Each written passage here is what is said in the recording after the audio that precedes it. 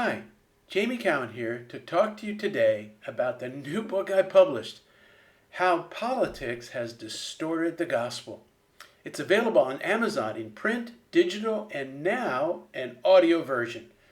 I hope you'll consider ordering it. To give you some idea as to why I wrote this book, I will present to you right now the introduction to it. I grew up in politics. My father worked in the Congress, ran numerous political campaigns, and eventually worked in the White House. As a young boy, I attended President Kennedy's inauguration.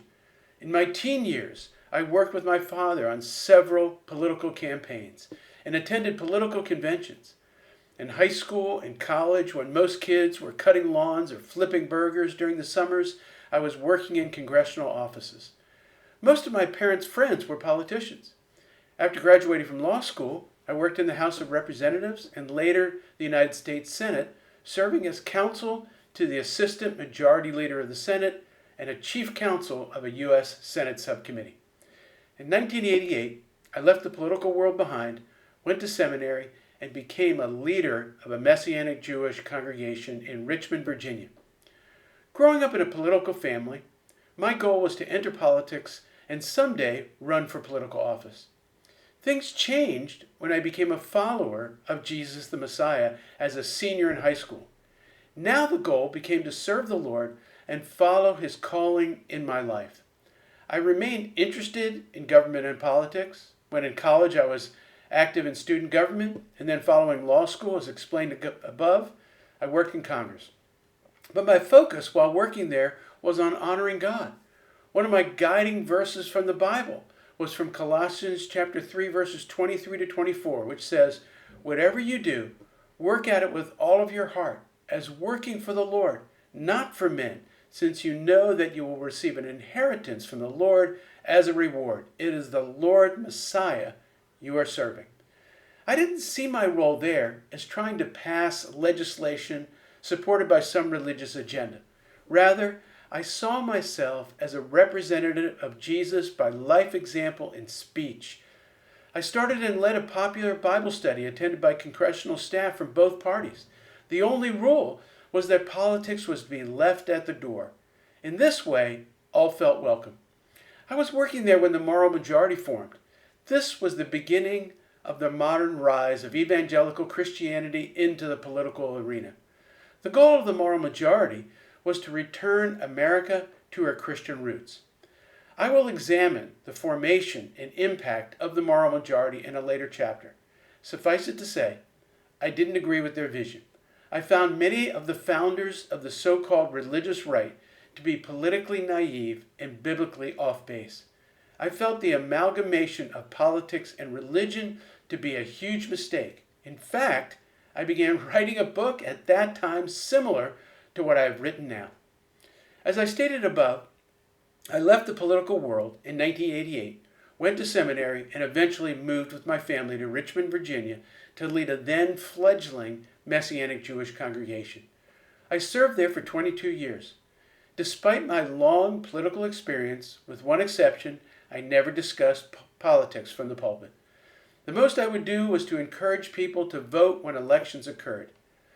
During the 1990s, one of the evangelical political organizations wanted to place voting guides in our congregation. I read the guides and found them very biased and misleading. I prohibited them from being placed in the congregation. The congregation was supposed to be a welcoming place for all. By the time of Barack Obama's first campaign for president, politics was beginning to spill over into our congregation. I heard some people say a follower of Jesus could never vote for Obama. I was appalled. Divisions began appearing. I finally addressed the issues in a sermon in 2008 called Religion and Politics. I discussed the historical experience of merging religion and politics, most of which resulted in disasters. We examined the scriptures as to how Jesus responded to political issues.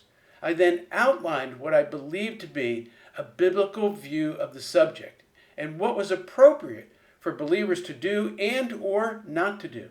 I made it clear that the congregation was to be a political free zone. In 2011, my wife and I moved to Israel. In Israel, I practiced law and have been involved somewhat politically. We also attend a large Messianic congregation in the Haifa area. I continue to be involved in the Messianic Jewish movement worldwide. Of course, when I spoke about the subject of religion and politics in 2008, I had no idea of what was coming, exemplified by the evangelical support of Donald Trump. I watched in horror as evangelical leader after evangelical leader supported the Trump candidacy. Excuses were made about his character, arguing that with Trump in the White House, Christians would finally have a warrior. The liberal agenda would be thwarted, and policies supported by the religious right would be implemented. While I was no fan of Hillary Clinton, I voted Democrat for president for the first time in 40 years. During the Trump presidency, I became disconsolate how evangelicals fawned over him, excusing incredibly ungodly behavior. It seemed like Christianity had merged with a certain political agenda, which often seemed at odds with values highlighted in the Bible. When I visited and spoke in the United States, I never referred to the Trump presidency, but I did warn about adopting ungodly speech and behavior and watching highly biased news commentators that promoted societal division. As the 2020 presidential campaign launched, I began writing articles about the dangers of merging religion and politics. At one of my daughter's urgings, I started doing video blogs like this about the subject and posting them on YouTube. The 2020 election came and went, but then incredibly, the then occupant of the White House refused to concede and started an unprecedented campaign to overturn the election results. Then came the riot at the Capitol. Most of the crowd claimed to be Christians. Some of those in attendance I knew personally. Many evangelical leaders began backpedaling about their support of Trump's claims of election fraud, but very few recognize the tremendous damage they have done by merging politics and religion. Much of the millennial and Generation Z populations are appalled at the hypocrisy of religious leaders supporting someone who is ungodly in speech and behavior and who is a danger to the future of democracy. Worse, these generations are turning away from organized religion in droves. The good news of Jesus the Messiah has been contaminated by politics and power. I'm writing this now to warn about the future. Untold damage has been done to the gospel message. The simplicity of the life-changing message of Jesus the Messiah has been merged with a version of conservative politics. Apocalyptic warnings flow from mouths of Christian leaders about the onslaught of the leftist agenda, while not recognizing that the Jesus they preach is full of division, judgment, and nationalism. The news most of these people listen to is distorted, biased, and often lacking factual accuracy. The so-called cultural divide is caused mainly by followers of Jesus. The United States is facing a crisis comparable to that of the Civil War. Will we be the dividers or the uniters?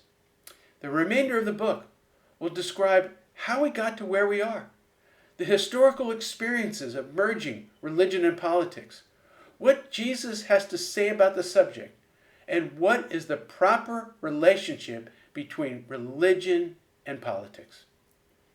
And with that, I hope you'll consider ordering the book.